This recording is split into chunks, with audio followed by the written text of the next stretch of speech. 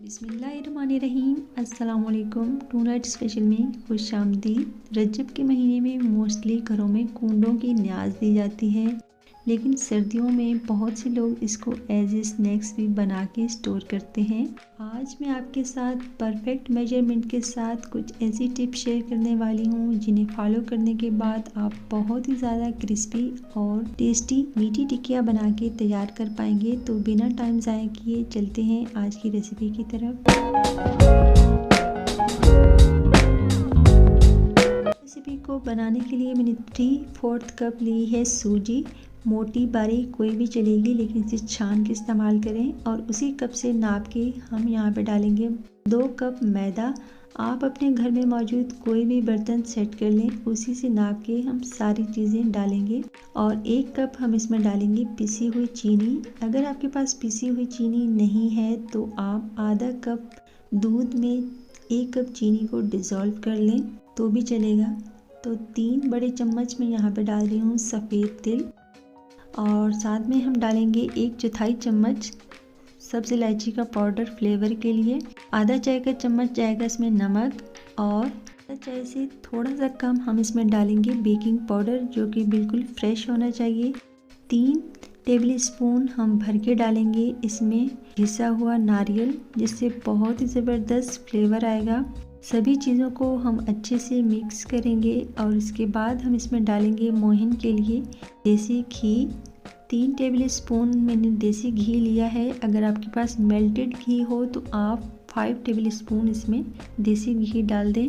आटे में घी को अच्छे से पहले मिक्स करेंगे और उसके बाद हम थोड़ा थोड़ा दूध डालते हुए इसे गूंदेंगे। थोड़ा सा हम स्टार्टिंग में इसे हार्ड रखेंगे, क्योंकि ये चीनी की वजह से काफ़ी ज़्यादा स्टिकी होता है, तो आपको ज़्यादा प्रॉब्लम ना हो तो आपने थोड़ा थोड़ा दूध शामिल करना है।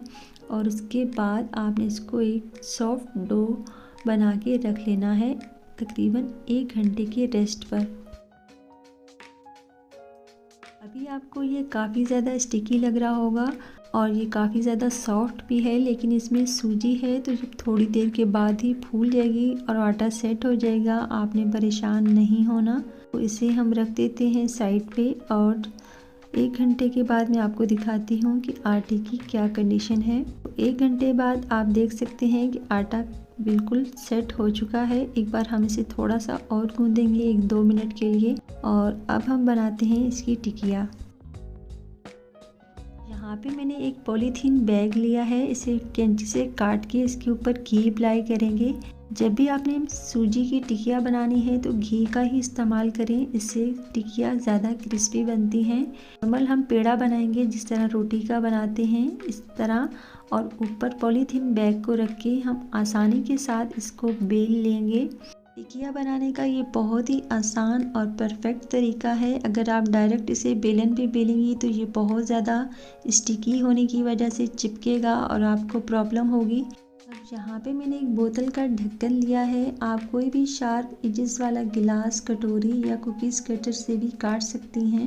इसकी थिकनेस मैंने 1/2 इंच से थोड़ी सी कम रखी है, क्योंकि हमने इसमें बेकिंग पाउडर शामिल किया है तो फ्राई करते हुए ये मज़ीद थोड़ी सी फूल जाएंगी। और ये जो आटा बच गया है इसे हम दोबारा बेल के इसी तरीके से बाकी की टिकिया भी तैयार कर लेंगे।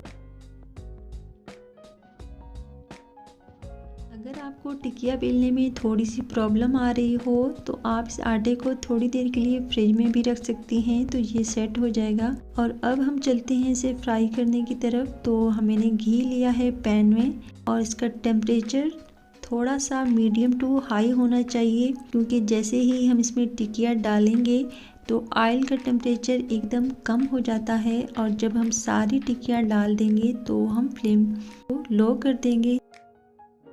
पैन में उतनी ही टिकिया डालें जितनी आपके पैन में गुंजाइश है, और इसको फ़ौरन ही आपको हिलाना नहीं है। आप देखेंगे कि थोड़ी देर के बाद टिकिया खुद ब खुद इसके ऊपर फ्लोट करने लग जाएंगी।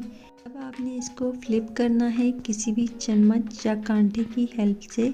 यहाँ पे आप देख सकते हैं कि टिकिया का साइज़ थोड़ा सा फूल के बड़ा हो गया है। इसकी वजह ये है कि हमने इसमें बेकिंग पाउडर डाला है, इसकी वजह से ये बहुत ही ज़्यादा क्रिस्पी और फूली फूली बनी है। अच्छा सा गोल्डन कलर आने तक हम इनको सेक लेंगे और सारी टिक्कियाँ सेम इसी तरीके से हम बना के तैयार कर लेंगे। तो यहाँ पे हमारी सारी टिक्कियाँ बनके तैयार हैं। आपने इनको स्टोर किस तरह करना है कि आपने इनको कंप्लीट ठंडा होने के बाद किसी एयर टाइट कंटेनर में स्टोर करना है, अदरवाइज़ ये सौगी हो जाएंगी और खाने में बिल्कुल भी अच्छी नहीं लगेंगी। आप इन्हें 15 से 20 दिनों तक बआसानी इंजॉय कर सकते हैं। बच्चों को टिफ़िन में दें या शाम की चाय पे मेहमानों के साथ इंजॉय करें, आपको बहुत ही पसंद आने वाली हैं। अगर मेरी रेसिपी आपको ट्राई करने के बाद पसंद आए तो अपनी कीमती राय का इजहार ज़रूर करिएगा। आज के लिए इतना ही। अपना और अपने से जुड़े लोगों का बहुत सारा ख्याल रखें। Stay healthy, keep smiling and अल्लाह हाफिज़।